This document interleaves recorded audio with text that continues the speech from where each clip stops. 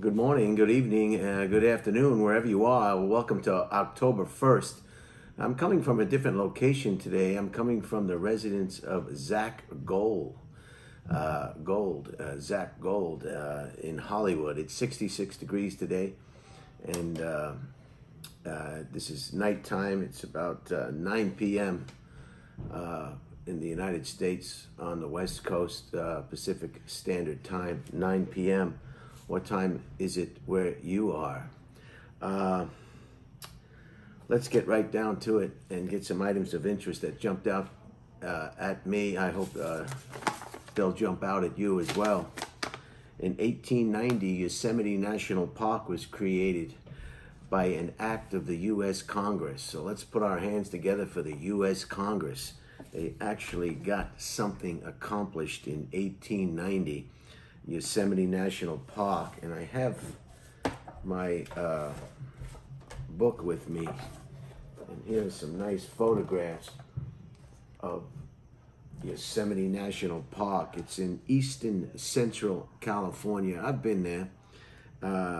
It's 761,320 acres, and it was established, as I said, in 1890. And it is a beautiful, it's one of the parks that has the most visitors.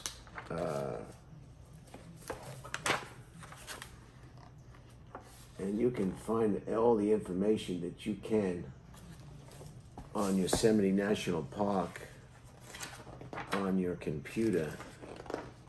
Just a breathtaking granite rocks,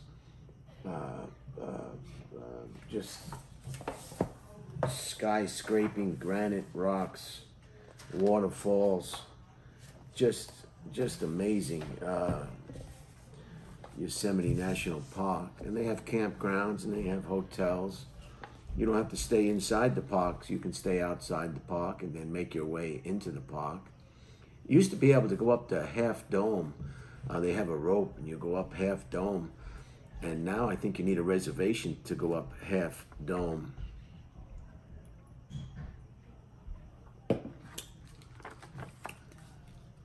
(1961), as we talked about in the previous presentation, today's the date in 1961 that Roger Maris beat Babe Ruth's seasonal home run record. He hit 61, beating Babe Ruth's 60. 1962 was the debut of Johnny Carson taking over the reins and hosting The Tonight Show. He went on to become one of the most powerful individuals in Hollywood, the most liked individual in Hollywood. He got around to all the celebrations, and everybody wanted to be on Johnny Carson's talk show. And he did that for over 30 years or something like that. And he was great because Johnny didn't have to be the funniest person in the room. He could let his guests be funny and belittle him or take him to task. He did skits, funny skits. You just knew that this gentleman, Johnny Carson, was a funny guy. You just knew it. His skits were funny. Even his skits were funny. Now sometimes they don't even go near trying skits. They don't even do skits. And if they do skits, it's you know, you can see old reruns of Johnny Carson's show on your vintage television stations, MeTV or Back in the Day TV, or you know, they're what they're doing is all the new shows are subscription. You have to pay for them, and then all the old shows you can get off the antenna like I do. So our hats off to Johnny Carson. He's no longer with us, but he was something else. 1962. 1971, Walt Disney World Resort opened in Orlando, Florida. 1971. And there are some people that I know that are just Disney World or Disneyland. Disneyland being in Southern California, the flagship. And they have one in Tokyo too, and I believe they even have one in China. But it's quite expensive now. I knew a friend of mine with a family of 4 and a wife, and he could afford to park, but he couldn't afford to get his family in. So they drew straws, and he went in and took one of the kids and then just left sandwiches in the car and some beverages. And he told him to leave the windows cracked so they don't suffocate. And he went into the park, and then he came out and showed the rest of the family what he had done and the pictures he had taken and the fun that he had. That's how expensive Disneyland or Disney World. I don't know why that is, but they are. I mean, a family of 4, you're going to drop. Just bring money. Just bring money, and lots of it. As far as I'm concerned, there was a red light district in New York City back in the day, back in the 80s, the early 80s, and Disney came in and cleaned it all up. And now, instead of going down to the red light district at 42nd Street and watching a dirty movie or maybe picking up a lady of the evening, we're just having a grand old time, maybe going to a bar where the barmaids and the bartenders were topless, dancing above the bar. It was just a wonderful, wonderful place for young people and people who like that sort of thing. And then Disney came in and just wiped it out. Just cleaned it up and wiped it out. Just sanitized it. Just took all the underbelly of society, if you will. Everything that makes things interesting, just wiped it clean. And then you can go in there and you can get a stuffed Disney mouse or a Disney character or the 7 Dwarfs stuffed animal. It was just very, very sad. They really ruined it as far as I'm concerned. I blame Disney on the downfall to a certain extent, the American society, the sanitizing of society, and it's going on to this day, removing words from vocabularies, and I think they call it the awake culture, people that are awake. Anyway, that's a little bit on Disney. So if you're going to go to Disney, bring money and bring a lot of it, because you want to get something to eat in Disney. And I think they're selling alcohol now. They never used to, but I don't know if this is true. You can let me know in the comments. I think Disneyland is selling alcohol, and this resort has hotels and you name it. They even have Disney cruises now. You can get all the mouse you want. And they have a lot of repeat business, this Disneyland, this Disney World. A lot of people, they fly from all over the United States and the world, but a lot of people from Texas, I know, they just keep going back and forth. They just love the mouse. The mouse. If you saw a mouse in your room or in your apartment or something, you'd beat it to death. You'd burn your house down. But for some reason, the mouse is Disneyland's mascot, Mickey Mouse.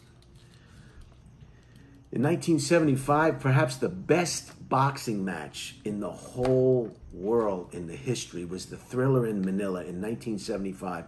It went 14 rounds. Joe Frazier's corner stopped it after 14 rounds. He did not answer the 15-round bell, and Muhammad Ali beat him. This was the 3rd time that they fought, and this was probably, you can Google this and watch this fight if you're a fight fan.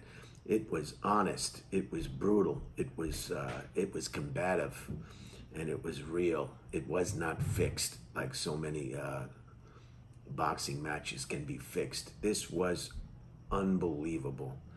Muhammad Ali said he was never, ever as close to death or felt like he was going to perish than when he was on that 3rd fight with the Thriller in the Manila in 1975 in the Philippines. Outstanding. They just had a 4-part series on Ken Burns. You know Ken Burns. He'll make a film about a chair and make it 6 parts. And you'll just say, wow, that's an interesting chair. I can't wait till part 3.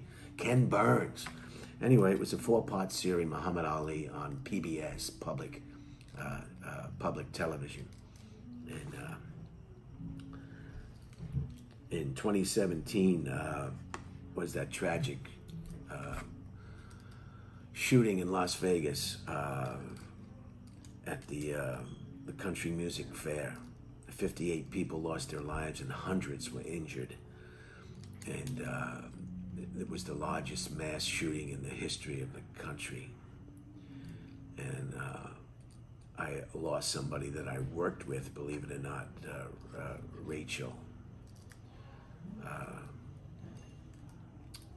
She was an employee. She worked the front desk at the police department. And she went there with some other employees to enjoy the music. And unfortunately, that's what occurred. And she lost her life.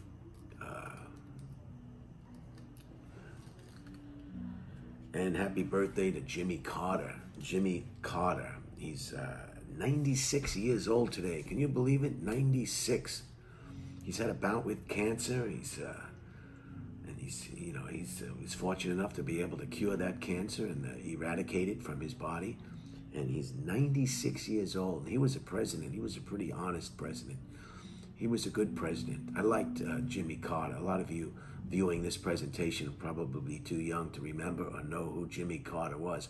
He was a peanut farmer, but he really wasn't a peanut farmer. He owned a peanut farm from Georgia. He's from Georgia. But he was a mathematician. He was a very, very well-read, intelligent author. He's written many books. He's written books about Israel and the Palestinian and the Israeli quagmire that is still a quagmire today, and just a very intelligent man. But he lost to Ronald Reagan, and I admired him a lot. It was during the Iranian hostage crisis. For you younger people, that's an interesting story as well. He attempted a rescue mission to rescue the hostages from Tehran, and it didn't go well at all, and it probably contributed to him losing that election to Ronald Reagan.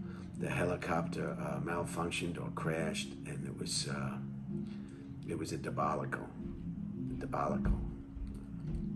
It didn't go well, and eventually the hostages were released unharmed and alive right after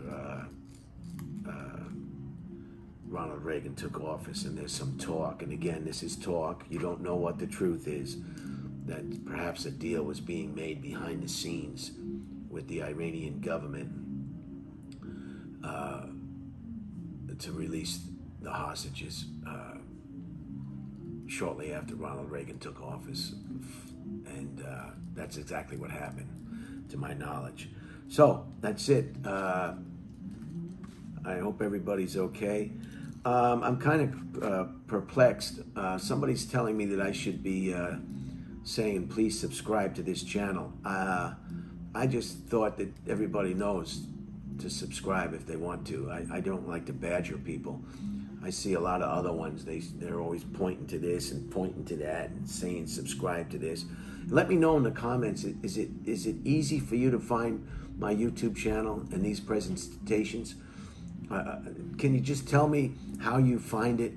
Maybe I'm not doing it right with the nomenclature, because I have over 1,000 or so subscribers, but not many views on each presentation. So I think I might be doing something incorrect that's making it hard for people to view these or find these presentations. I don't know. Let me know if you'd be so kind. Let me know. And before I close, I'll give you a little tour of this gentleman's residence.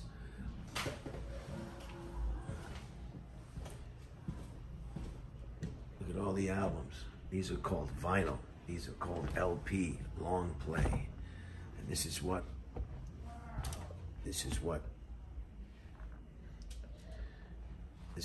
used to listen to music. Then there used to be these. These are the cassettes. Then they went from cassettes to CDs. But people like vinyl. And look at of those albums, huh? Very nice. That's an album collection. And I guess that's it. I don't want to go through this gentleman's apartment. So have a great Saturday, and keeping up, I guess. And tomorrow's another day.